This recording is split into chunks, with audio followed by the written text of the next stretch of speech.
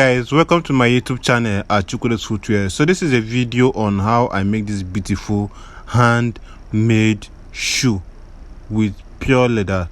So this is the stage whereby I got to last the upper case to the insole. So if you're joining us for the first time, so please do well to like, share and subscribe. At this stage, after lasting the lining of the shoe to the insole, I have to use my lacing plier in lacing it properly to avoid squeeze and wrinkles. So if you don't do your lining properly and there is squeeze and wrinkles on it, it will definitely affect the main upper case. So afterwards, after fixing of the lining, I got to use my hammer in ramming it properly to avoid those wrinkles and proper lasting. So after the lasting of the upper case, I took the work to a filing machine to file out the excessive part and the impurities on the work. This part is necessary in terms of shoemaking for proper bonding of the work. If you take note, I'll be saying this word, proper bonding. Afterwards, I apply gum on my tape, my welt, and this stage I have to welt the shoe round. This is the leather welt that I use in doing this part of the work. So at this stage you have to be careful and making sure that whenever you're putting your welt, it goes round properly and sticking to the main upper case. This is an external welting type, not the other kind of welt that you welt on the sole. This one you have to welt it on the main shoe. Then at this point I have to use a finishing glue to join it at the end. After the joining of the gum, after the fixing of the welt, I have to apply gum on the welt, then same as the insole. So at this stage I have to make sure that the gum goes around everywhere, every part of the insole for good bonding. So after the applying of the gum, I have to mark out the point where I will last the shoe to the main sole.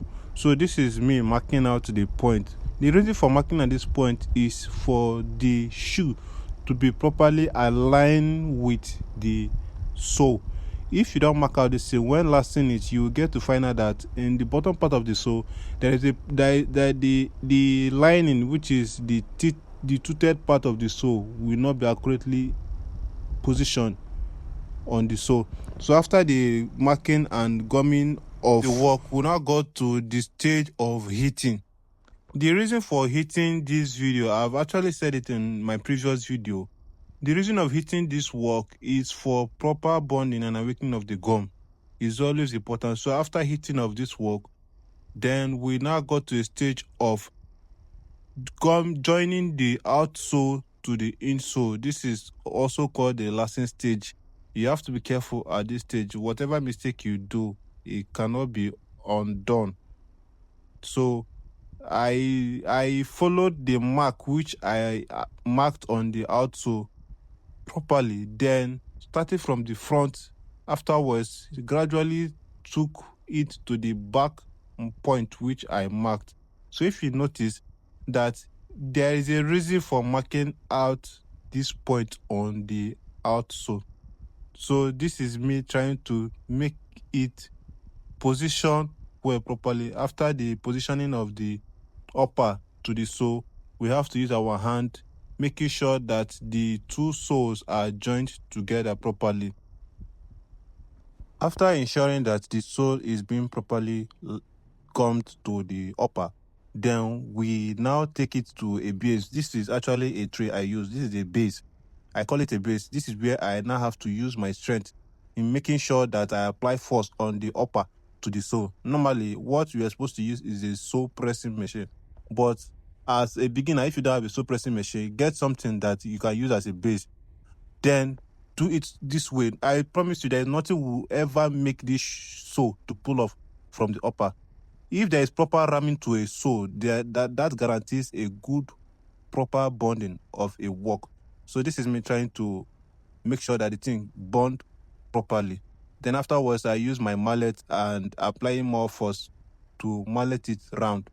There is also a reason for all this. Okay. After the malleting, the next thing we did was to cut off the excessive part in this sole. So this is a stage that you have to be careful, because whatever mistake you do here is either going to affect the welt or affect the upper case, which is the leather.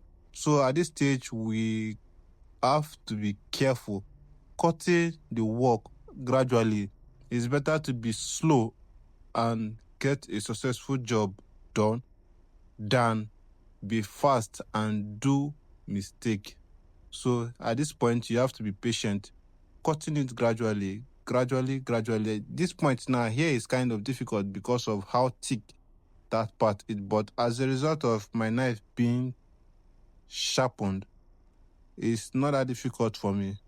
But as a learner, I will advise you that you should be careful in cutting of this. So any little mistake that you do, if you cut more than where you ought to cut, when filing, there will be an error, because you want to cover up the space as a result of the mistake that you did. So, and mind you, your hand positioning during this cutting also matters. If you have a wrong hand positioning, you might either injure yourself in the process. So here we've cut out the excessive part of the sole. I'm just trying to show you how it looks like before we cut out the sole. After the cutting out of the excessive part, we took it to a filing machine. This is a bench grinding machine. We have to file it round carefully. After filing the shoe on a bench grinding machine, then afterwards we use a smooth hand sandpaper for filing the shoe round for better smoothness. So afterwards, we now applied your finishing items, which is your dye, your polish, and the rest. So this is the final result of the shoe. Check it out. So please, if you find this work interesting, please do it to like, share, drop a comment, and please repost, share to your friends so they'll get to know about this work.